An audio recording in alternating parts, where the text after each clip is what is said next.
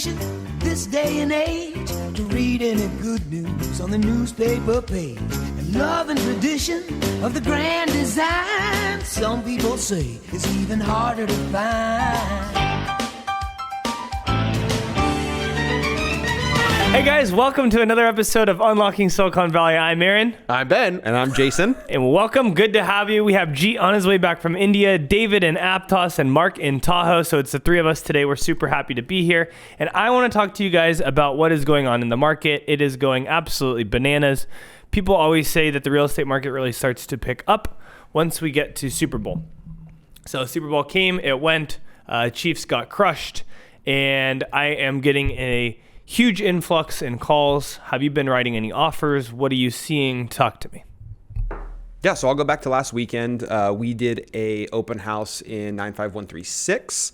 More of your, well, for San Jose, your starter home. So listed 1.4, 3-bed, 2-bath, 1,400 square feet. It was completely remodeled, top to bottom, full cosmetic remodel with a large lot, 10,000 square foot lot, almost 10,000 square foot lot.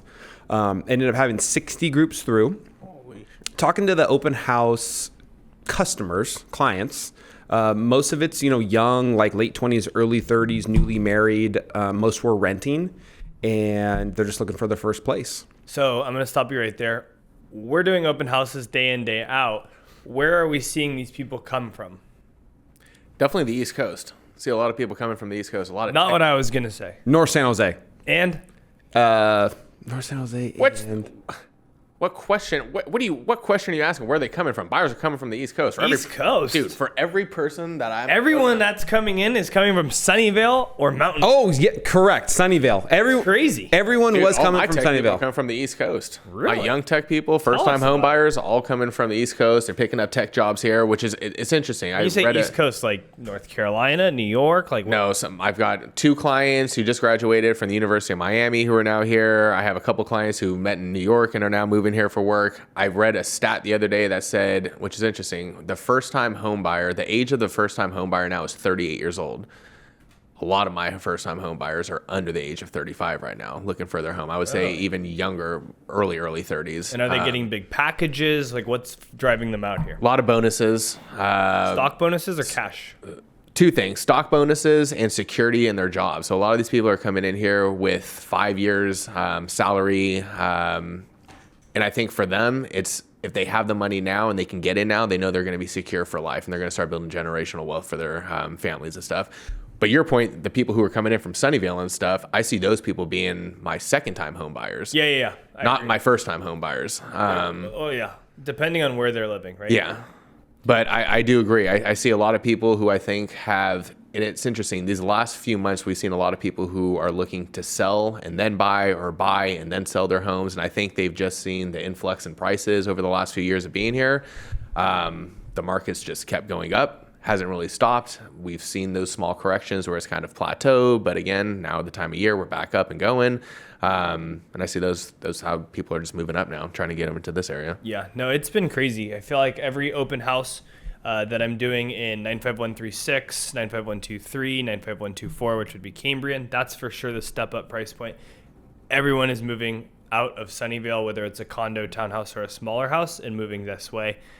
Biggest difference, obviously, is schools, right? We see that quite often. But something to touch on, the property that we were at was actually a flip that I purchased with a colleague, or client, I should say. We bought that for 1.25. We put about 200,000 into it, and we sold it for 1.75. So the market, great work, trending upward very, very quickly. I think 95136, I said it 2 podcasts ago, is a super hot spot. If you're able to get in for under 1.4, it's a really good buy. Can I interject before we get too far off that topic? So you did a flip with your clients. Can you kind of talk about, I guess for anyone out there, because we've had a couple people come through some open houses. I did one for David this weekend in Los Gatos Highland Oaks. That was also a fresh remodel. Some people that are looking for houses are saying, hey, I want turnkey. But if we can get them an offer or a house that does need work, can you kind of talk about the remodel process? How was that? How was managing that? Yeah.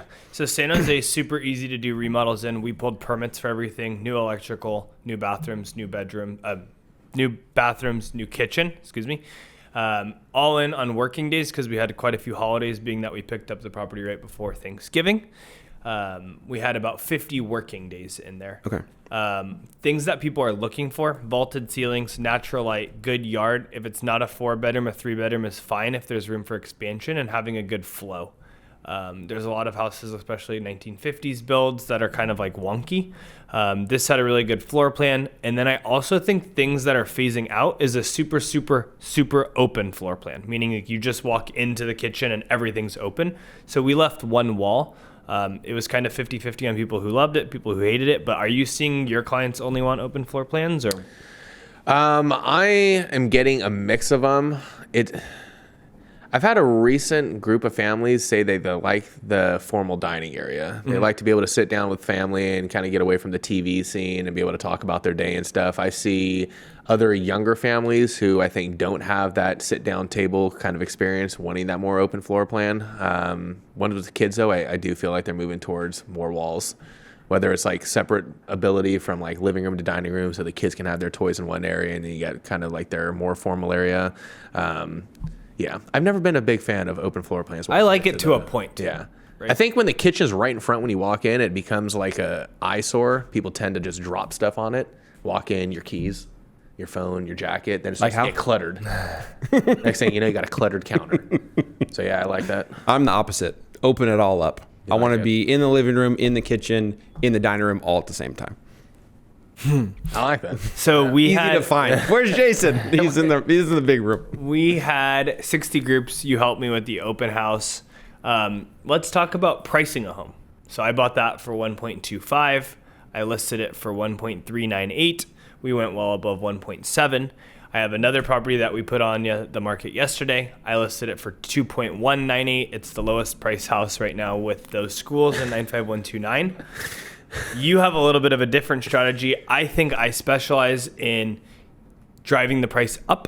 I'm a little bit harder of a negotiator, and I am willing to take a bunch of low offers and try to push them high. It doesn't always make everyone feel the most comfortable. Ben had a really good property on Gleason that I thought he listed too high, but he still ended up selling $500,000 over. What do you guys think about list price? I mean, I agree with you. I think, it comes down to who the seller is. And I think the sellers, for some reason, don't like to get behind seeing their home listed so low. Maybe it's just kind of an internal thing. They don't want the public to think, bad about their home. But at the end of the day, I think when you explain to these people that it's the market speaking, you can list your home for $1 and it's still going to come up to that price point where the comps are at. I think when it comes to the price strategy, Joe, the lower you can go, I think the better, because you're obviously building leverage. But it's just something the seller has to get behind. I mean, I do like the price low strategy. So if you price low, I think the biggest mistake that you can make is to accept a preemptive offer. Like, perfect example, you had a potential preemptive offer on that property and you ended up blowing it out of the water. Yeah. And again, I think that starts off with the communication, like what your seller expects, what they're looking for, what is that number that would make them jump immediately? Because again, you get an offer, preemptively that you think, you're playing with fire at this point. Do you think you're going to get an offer over? Do you think if we don't accept it, these people back out and then we have to play this game all over again and we end up accepting something less?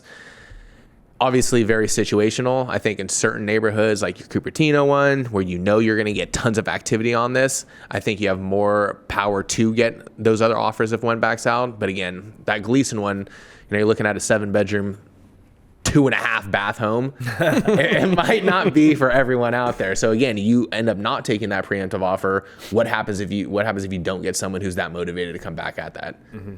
So again, situational, but that's what makes our team, I think, so cool, is that we can bounce all these numbers off of each other, and with all the experience we have in these certain areas, it's easy for one of us to kind of guide. Yeah, if you're selling your home, you just need to stick with the strategy that you guys originally go in with that. Mm-hmm. Like within 3 minutes of putting that house on, I had a 2.6 offer, and I'm priced at 2.2. You can never err on the low side, right? Again, you err on the high side, you end up with no offers, and you play this, cut game, and then buyers have the impersonation in their head that something's wrong, at least with the price low game.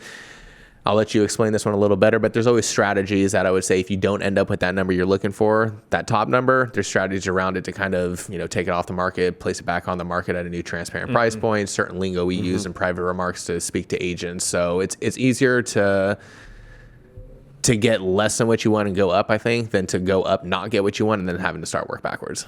I agree. I mean, fair to say there's 3 different types of pricing. Either you go low and work your way back up to the price that you ultimately want. You go transparent. If you want 2, you list at 2, or you start at 2.4 and go backwards from there. Totally up to you. Ultimately, we work for our clients, so whatever they want to do, but we educate and decide like what we think is best. And I'm not going to say that's a bad thing. I mean, I think we've all seen situations where people like to price higher, and then their whole strategy is, if someone lowballs us or comes in right under, like that's okay, that's what we're looking for. But if someone gives us what our transparently high priced is, and we're in the clear. So yeah, I agree. And we've talked about this before. We can look at comps and we look at things that have sold, but ultimately value is determined on what a buyer will pay for it. So if we start low, we have a lot of leverage, a lot of activity, get multiple offers in, then we can get more, and then we can get more data and transparency. Okay, what are they seeing? Why are these offers coming in? Where they're coming in at? And that also goes in with the open houses too. Because we'll talk to buyers, hey, what do you like? What do you don't like? And then we can have like pretty clear direction on where this is going to go. I mean, that's also perception. A buyer walks into an open house, they see 50 other people in there. In their head, they're not, okay, this is going to be competitive. There's a lot of people who like you. We're going to have to make a stronger offer. You walk into an open house and it's dead. That's why we have been changing for our older open houses. We make the times between 1 and 3 as opposed to 1 and 4. A little bit more people. Yeah. You have to feel like you're creating urgency. And then who are you getting in that open house? Do you have a buyer walking in that's like new and I'm just seeing what's out there? We hear that a lot. Or I've lost 17 times and gotten blown out the water. I'm getting this house no matter what. Yeah, that's obviously your I would say one bit of feedback that you would get as a negative on pricing too transparently. You kind of get a bunch of throwaway offers, people that come in not too serious, first time buyers who think they can just pick it up at this price point. Obviously, you toss those out of the way, but you get 5 or 6 people who submit an offer. They're going to start to get emotionally attached, and then the next thing you know, you're going to get that one person who just blows it out of the water because they've been looking for too long. Buyer, fatigue has started to set in. It's or they're looking maybe $100 or $2,000 above their budget, hoping they can get a deal. Yeah. One thing that we talked about in a mastermind is for every offer you get, you're increasing your overall sales price by between 1 and 2%. So if you have 13 offers, chances are you're going to increase it much higher than if you only had 2 or 3. Oh, yeah. So what do you got? Want to talk stats a little bit? Kind of go in with what we're talking about. So as of this morning, right now, single families in Santa Clara County, 504. So we're still pretty low. And then condos and townhouses, 460. So kind of going back to what we're talking about is there's a huge buyer demand. A lot of people want houses, but as the stats show, there's not a lot out there. So kind of going back to what we were talking about, if you have a house in a good neighborhood, it's priced right, they can go within a week. Should be going within a week. Yeah. I think sometimes sellers want to run 2 weekends of open houses. I don't always recommend that. Oftentimes it makes buyers think that there's something wrong with the house. Oh, here's a question. So say you have a house on the market, goes first week, you have an offer date and you get all these offers, but they're not quite where the seller wants. Do you think because we've had sellers ask, hey, what if we waited another week hoping for this other offer? Do you think that there's another higher offer out there, or do you usually get the highest offers that first week? Usually it's the first week. Yeah, usually the highest offer I would say come in the first week. But again, see, this is again, I think a seasonality thing of the market. You look before, there's a property we just wrote on yesterday. You look at the house been on the market for 14 days now, before the Super Bowl. This Las Vegas one right here? Willow Glen. Okay. Decent traction, right? Decent traction. No one's writing an offer. My buyer's contemplating. Do we write an offer? What number? Again, if you like the home, you're comfortable, write the offer, at least get into communication. Wait. Super Bowl comes, Super Bowl goes, you write the offer yesterday. Guess what? 2 other offers showed up at night. Like, Magic. It's just how it always happens. So it's like, when you say, can you get a higher offer? Who knows? I mean, I don't think. Generally speaking, the best one comes right away. Yeah. If you wait another week, because we've had Why sellers play ask with us. fire? No, totally. And if you have something that you like and makes sense, let's just get the deal done and move on. Yeah. I don't know. I had a question from some sellers the other day, and you just reminded me with this line right here. So they've been in their home now since 2017. Refinance when 2019-20 came, so that a 2-3% interest rate. They've made a decent amount of money on their home in the last 7-8 years. The question comes to, when is the right time to rebuy?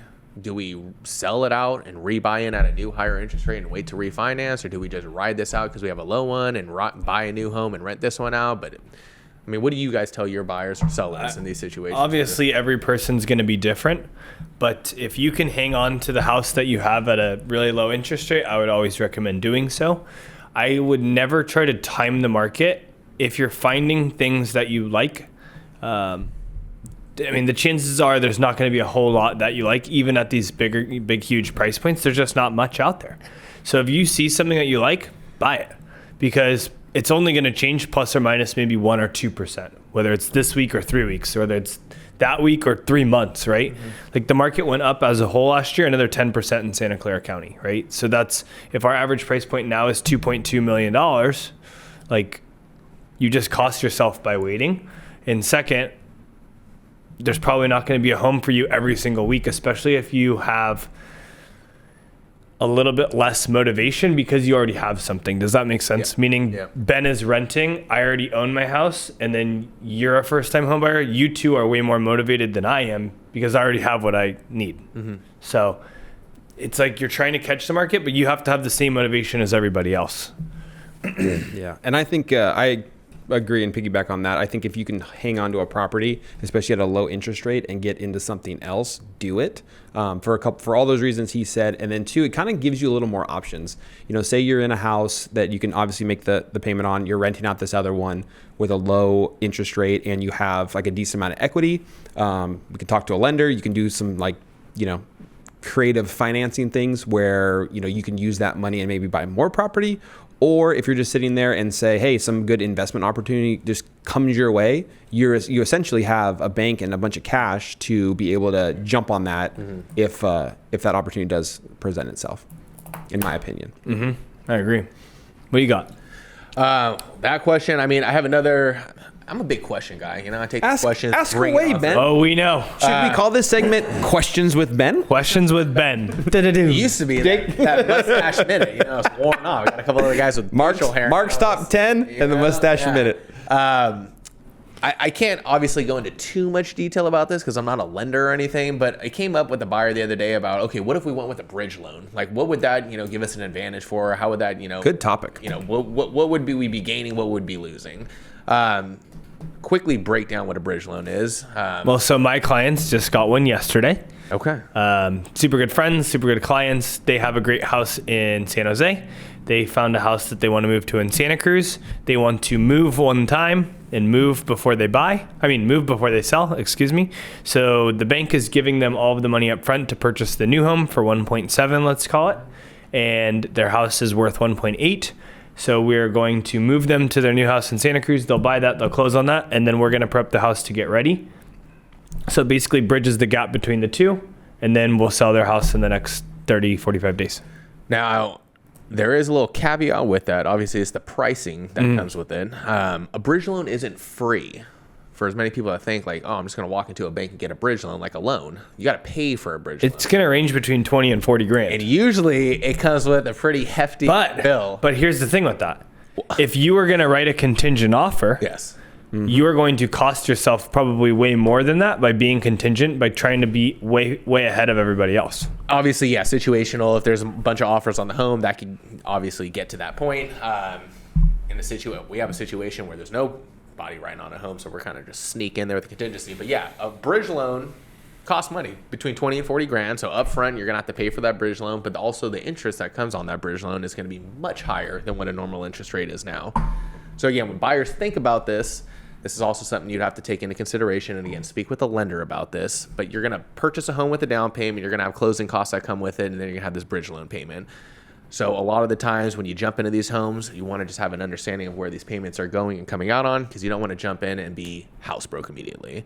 So for bridge loan people, great option. Pluses, minuses, speak to a lender about it, and it can definitely assist in a multi-offer situation or, competition. If you don't have to do it, though, obviously try and stay away from it if you can save some money, but again, situational. Yeah, super good point. But for a bridge loan strategy, more now than ever matters. Yeah. Oh, yeah. Like you got to have everything lined up because it's super expensive to keep that thing floated. Yeah, and and there's so much more I think that people think about too with this bridge loan. It's like, okay, what if we get a big chunk of money, we can use it? I went through another situation the other day where we went through a reforecast where, again, we were able to take $500,000 that they had liquid. They put it down on their property. We're going to sell their home after their property closes, take all the money that we made from their property, and then dump more on the home value. So we're lowering down the total principal, which again, when you look at that, by bringing down the total principal by another $500, maybe $1 million of what you made on your original home, that monthly mortgage is going to go down close to $35,000, probably $4,000. So there's a lot of different ways around it. If you have liquid cash, let's talk about ways to use that. If you don't, obviously, I think a bridge loan is a smart way to go about it. HELOCs. Any thoughts about HELOCs?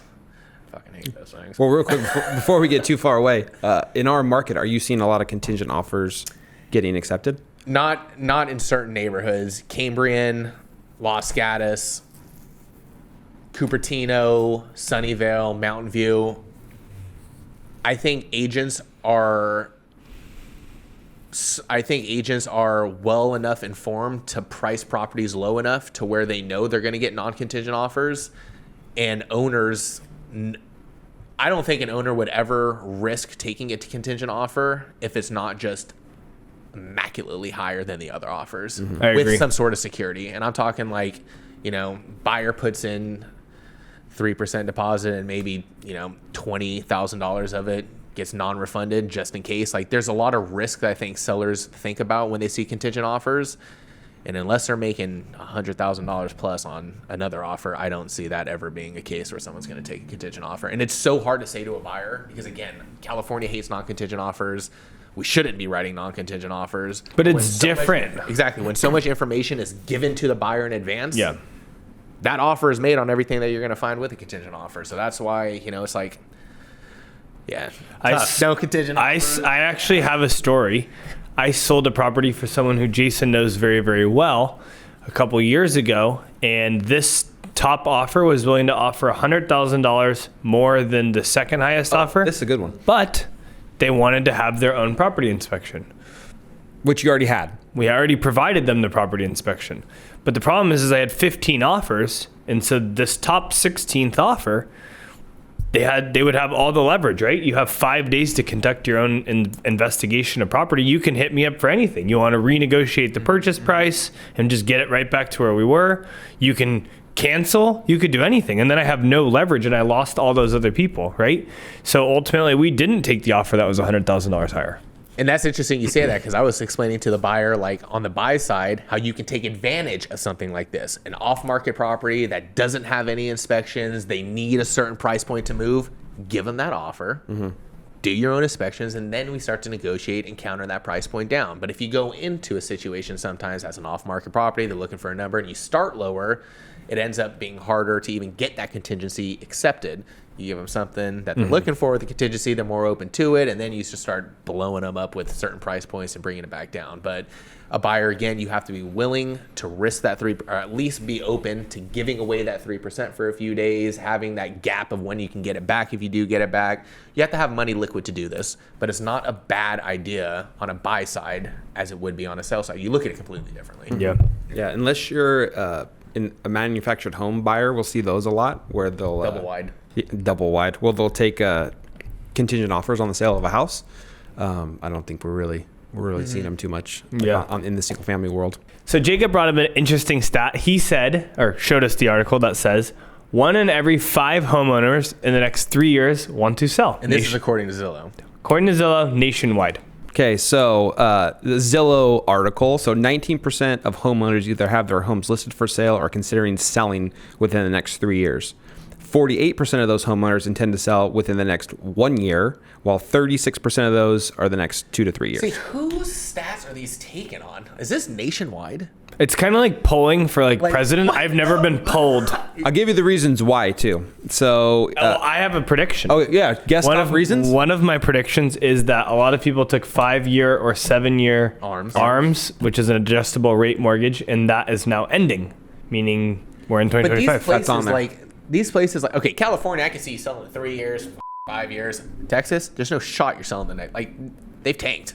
They're Austin, Texas. It is. It's not looking good. Some of these areas are not. I don't understand how they can. How would you? And again, you go back to this 2 and 3%. Good stat for nationwide. Santa Clara County, 87% of people have between a 2 and 3% interest rate. Why the hell would any of those people sell? Here's an interesting one. So, almost 50% think they can sell their house for more now than in the future. Now, Now. in the future. Correct. Interesting. It's interesting. I don't know. 40% their household shrinking, so like downsizers. 40, and then here for another 40% believe they'll get a better deal on a new home now, and then that I believe. I went to a speaker the other day. Actually, it was one of the. Who was it? He was from BlackRock. It was a financial speaker that came. My advisor invited me to this thing, but they're all predicting that the next 4 years are just going to be steamrolling forward. Like with AI, with everything, they're predicting there's going to be no recession coming in the next 4 years. If that goes and compares it to the housing market, the housing market should be continuing up. Is that right? Mm-hmm. Is that how we equate it? Like stock market keeps going, housing market's going to keep rising. As long as this 1 + 1 is 2. I mean, tech stock, as long as that keeps rolling, I mean, I don't see. I mean, yeah, and AI is just continuing to grow. And you got imagine 7 out here. Imagine I'm gonna have 100 people groups of people through this weekend, and I have 20 plus offers on that Cupertino. And it's going to be in the middle of Cupertino, which means that 20 plus people think that $2.2 million for a 3-bed, 2-bath, 1,200 square foot house is affordable. I think a lot of people think, and again, you get these people who are coming here for tech jobs and they're secure for a long time. I think they're thinking for what'd you say? 2. For 2.2 or 2.9, even if it gets up there, that it's still worth it for 10 plus years as I can stay in this home. My friends are around me. My office is 5 minutes down the road, and my kids are in a phenomenal school district throughout high school. Here's what's crazy though: they're hedging appreciation because that house to rent is $6,000, $7,000, $8,000, and their mortgage payments at least $16,000. I think they're hedging appreciation, but they're also hedging their stock money because again, correct. In 2 years you can reforecast this. If the Mag 8, 7 companies, what do you got? Google, Facebook, Nvidia, Tesla. Yeah, I mean, all these Amazon continue to go, and they can reforecast in 5 years to bring down that principal all the way. It doesn't matter what they bought it for right now because again, I say this nonchalantly, but that stock money for them is free money. Like it's just continuing to occur, and they're just making more of it, more of it. So it's the house is going to work, and I think 2.9 now is going to be well worth it in 10 years, especially in that area. It can't not be. I mean, it's not like Google's going. I always say that if you're buying a house in this market that you can put instant money into to have sweat equity, you can't lose. I mean, it just proved it. 95136 South San Jose, bought it for 125, put 200 into it, made 250 grand. 60 days. And again, for us, a buyer who's hearing that, we're not saying put your sweat equity in and just sell it in 4 months. Correct. Again, you take that. You can refinance it, rent it out, keep it. You can take a HELOC off, but you don't want to do that. there's a lot of stuff. So my client actually used a HELOC to flip a property. Okay, well, if you're going to flip the property, sure, but don't take it out and hold this money for... Oh, yeah, if you're just taking a home equity line of credit... because you got money in your home. Please don't do that. Yeah, if you're taking a home equity line of credit, have a plan to do something with the money. Don't just put it in your checking account. That's my bad idea. Bad idea. It'll go away quickly. You're also going to be doubling down on the payment you made. That's right. Taking out. But, I think you're absolutely right. I think... no matter what you buy now, if you're in this area with a secure job, that property is going to hold value. And I say that, again, cliche, location. You buy a home anywhere in the city of Los Gatos, hell could freeze over. You're still going to make money on it. All right, boys, it's been a good podcast. We will see you soon. As for always, as for now, however you say it, Peace. Who you work with matters.